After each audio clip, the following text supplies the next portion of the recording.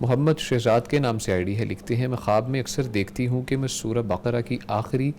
آیات تلاوت کر رہی ہوں اور اسی دوران میری آنکھ کھل جاتی ہے اور اکثر اوقات یہ خواب دیکھتی ہوں۔ یہ خواب مبارک خواب ہے انشاءاللہ۔ اچھا ماشاءاللہ۔ اگر ایسا خواب دیکھنے والا انسان حقیقی زندگی میں کوئی کسی معاملے کے اندر وہ رکاوٹ محسوس کر رہا ہے، کوئی بوجھ اس پر ایسا آ رہا ہے کہ جس سے بظاہر نکلنا اس کے لیے ممکن نہیں ہو پا رہا، تو انشاءاللہ اللہ تعالیٰ اس کے لیے رستے ہموار کرے گا اور اس کے اس بوجھ سے اللہ تعالیٰ اس کو نجات عطا فرمائے گا۔ اور اسی طرح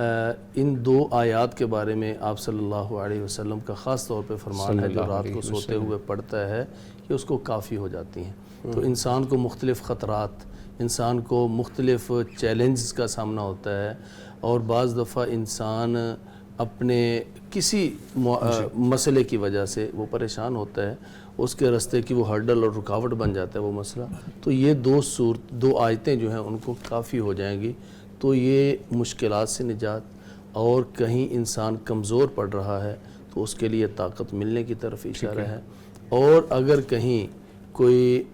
حقیقی معنوں میں کوئی آسیب کا، کہیں کوئی اس طرح کا شائبہ بھی اس کو ہو، اس کو صحت کے حوالے سے، تو یہ دونوں آیتیں انشاءاللہ اس کے لیے کافی ہو جائیں گی۔ شک و شبہ بھی ہو شک؟ جی بالکل، بعض دفعہ ہوتا ہے انسان کو شک، تو بہت سے لوگ ہوتا ہے، تو یعنی یہ شک جو ہوتا ہے نا، یہ شک جب شک ذہن کے اندر بیٹھ جائے نا، یہ زیادہ خطرناک وہ پھر ایسا پک بنتا ہے کہ وہ بندے کو جو ہے نا وہ بہت پریشان کرتا ہے۔ تو اگر کوئی اس طرح کا شائبہ بھی ہے تو انشاءاللہ وہ اس سے بھی اللہ تعالیٰ نجات عطا فرمائے گا۔ دوبارہ سے ایک دفعہ ہمارے ویورز کو بتائیں آیات جی جو آپ پڑھیں، بیسیکلی بیماری، یہ آیات لمبی ہیں، اچھا آیات لمبی ہیں، سورۃ البقرہ کی آخری دو آیتیں، یہ وہ کہیں بھی لکھیں۔ شیخ طریقہ کار کوئی طریقہ کار رسول اکرم صلی اللہ علیہ وسلم نے رات کو سوتے ہوئے